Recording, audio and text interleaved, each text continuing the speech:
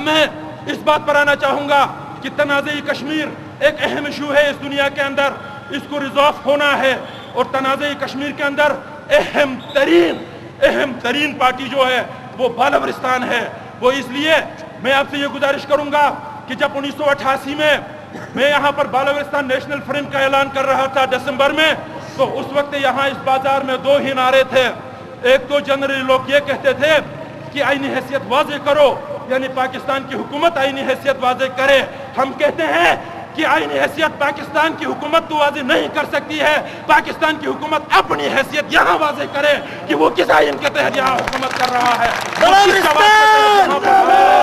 میں نے اس وقت ان حالات کو پیش نظر رکھتے ہوئے دو ہی نعرے تھے، صوبہ بناؤ اور کشمیر میں ملاؤ۔ صوبہ بناؤ کا نعرہ لگانے والوں کا خیال یہ تھا اور لوگوں کو ٹیچ کر رہے تھے کہ ہم نے رہا کیا ہے، ہم پاکستان کا حصہ ہے، ہم کشمیر اور ہندوستان سے الگ ہو چکے ہیں، ہماری ایک الہی حیثیت ہے، ہم نے پاکستان میں لحاق کیا ہے، پاکستان کے حکمران نہیں دے رہے ہیں۔ اور کشمیر میں ملانے والے یہ کہتے تھے کہ یہ اب تک کشمیر کا ایک حصہ ہے جس سے کشمیر سے الگ نہیں کیا جا سکتا، اس میں ملا دے۔ تو اس وقت بھی ہم نے یہی کہا کہ ہم نے کشمیر سے آزادی لی ہے، ہم نے ہندوستان سے آزادی لی ہے، ہم نے پاکستان سے الحاق نہیں کیا ہے، لہٰذا اس علاقے کی اپنی حیثیت، اپنی ریاست ہونی چاہیے، اور یہ ریاست کشمیریوں کے ساتھ مل کر فیصلہ کرے کہ وہ پاکستان میں جانا چاہتے ہیں، ہندوستان میں جانا چاہتے ہیں، کہ خود مختار ہونا چاہتے ہیں۔ اسی بنیاد پر ہم نے BNF کا بنیاد رکھا تھا۔ تو میرے بھائیوں، میں یہ گزارش کر رہا تھا، جب ڈوگرا مہاراج یہاں سے مار بگایا گیا تو اس وقت ہندوستان کی حکومت کشمیر کے بارے میں یونائٹڈ نیشن کے اندر گیا، وہاں کی حکومت، اور اس نے کہا کہ پاکستان کے ایگریشن سے کچھ علاقے ان کے قبضے میں گئے ہیں، جس میں گلگت بلتستان، مظفرآباد اور میرپور کے علاقے شامل ہے۔ تو پاکستان کی حکومت کو سمن کیا گیا، سرکار پاکستان میں یونائٹڈ نیشن میں گیا، اور یہ معاہدہ طے ہوا کہ امن ریاست کے 3 حصے ہو چکے ہیں، ہندوستان کے اور شمالی علاقے گلگت اور بلتستان کے علاقے جو سکیڈٹ ہے، جو الگ ہے، ان تینوں کو ٹل دی ڈیسیژن آن کشمیر سیلف رول دیا جائے، حق حکمرانی دیا جائے، اور پھر یونائٹڈ نیشن کے انڈر میں ان علاقوں میں رائے شماری کرائی جائے گی کہ آیا یہ لوگ پاکستان میں ملنا چاہتے ہیں یا ہندوستان میں ملنا چاہتے ہیں۔ اسی پر 1 جنوری 1949 میں سیز فائر ہوا ہے، اور 1 جنوری 1949 سے آج 13 دسمبر سن 2008 تک کوئی دوسری بات نہیں ہوئی ہے اس پر۔ تو ہم یہ کہنا چاہتے ہیں کہ چونکہ اگر ہم کشمیر کا اس طرح حصہ ہوتے جس طرح 2 کشمیر آپس میں ہیں، تو ہمیں بھی آزاد کشمیر کے ساتھ رکھا جاتا۔ ہماری علیحدہ حیثیت کل بھی تھی، ہماری حیثیت آج بھی ہے، اور ہماری حیثیت کل بھی رہے گی۔ اس لیے اس علاقے کو اس روز پہ الگ رکھا گیا تھا، لیکن کسی کا یہ کہنا کہ ہم الحاق کر چکے ہیں لہٰذا اس پر دوبارہ بات نہیں ہو سکتی۔ الحاق کرنے کے بعد کنٹرول لائن نام کا بھی نہیں ہوتا۔ جب کنٹرول لائن ہے تو اس کا مطلب یہ ہے کہ ہندوستان کی طرف ہمارے علاقے پھنسے ہوئے ہیں، ہمیں کرگل کی آزادی چاہیے، ہمیں لداخ کی آزادی چاہیے، ہمیں گریز کی آزادی چاہیے۔ ہم کنٹرول لائن کو انٹرنیشنل بارڈر تسلیم نہیں کرتے، نہ پاکستان کرتا ہے، نہ انڈیا کرتا ہے، نہ ہم کرتے ہیں۔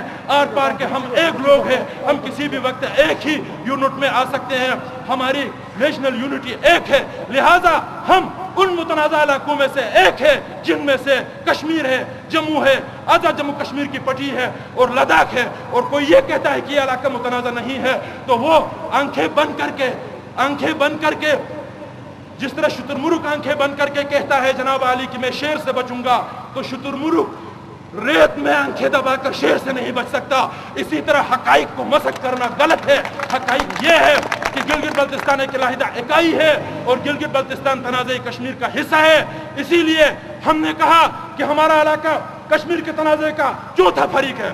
پاکستان اور ہندوستان 2 فریق ہے، کشمیری خود کو تیسرا فریق کہتا ہے، تو ہم کشمیریوں کے ساتھ مل کر تیسرا فریق نہیں بلکہ ہم الگ چوتھا فریق ہے۔ اس کی وجہ یہ ہے کہ امپورٹنٹ ترین کشمیر کے اندر سب سے اہم علاقہ چونکہ گلگت بلتستان ہے، اور آبادی کے لحاظ سے یہ سب سے چھوٹی اکائی ہے۔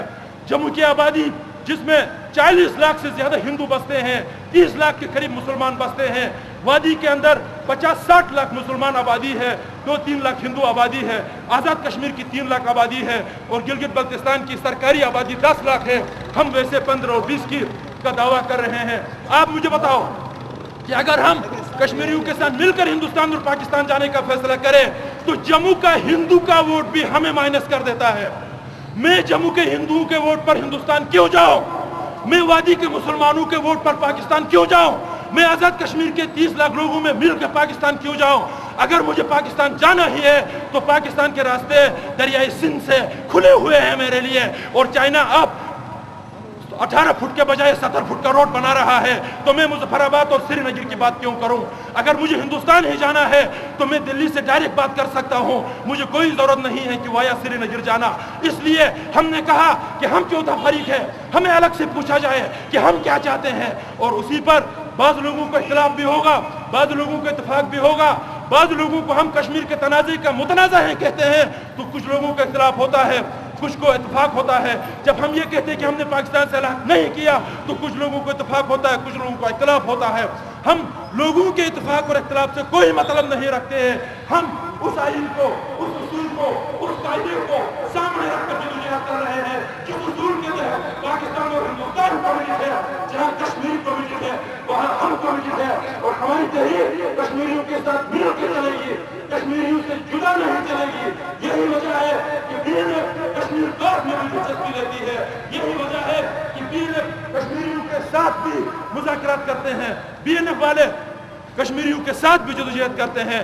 इसका मतलब ये हरगिज़ नहीं कि हम गिलगित बल्तिस्तान, जिसको हम बालवरिस्तान का नाम देते हैं, इसको किसी में शामिल करने की बात नहीं करते हैं। यहाँ पाकिस्तान की एजेंसियां हैं, यहाँ पाकिस्तान की पुलिस है, यहाँ पाकिस्तान की फौज है। जब इनके सामने हम ये कहते हैं कि हमने आपसे अलहक नहीं किया, हम आपके साथ हमारे लोगों की राय से मिलेंगे, हम मिलने के लिए तैयार नहीं है, तो जी जाए मैं कश्मीर की बात या हिंदुस्तान की बात क्यों करूं खामखा में? मैं अपनी आज़ादी की बात क्यों नहीं करूं? मैं अपनी राहत हैसियत की बात क्यों नहीं करूं? मैं अपनी रियासत की बात क्यों नहीं करूं? मेरे भाइयों,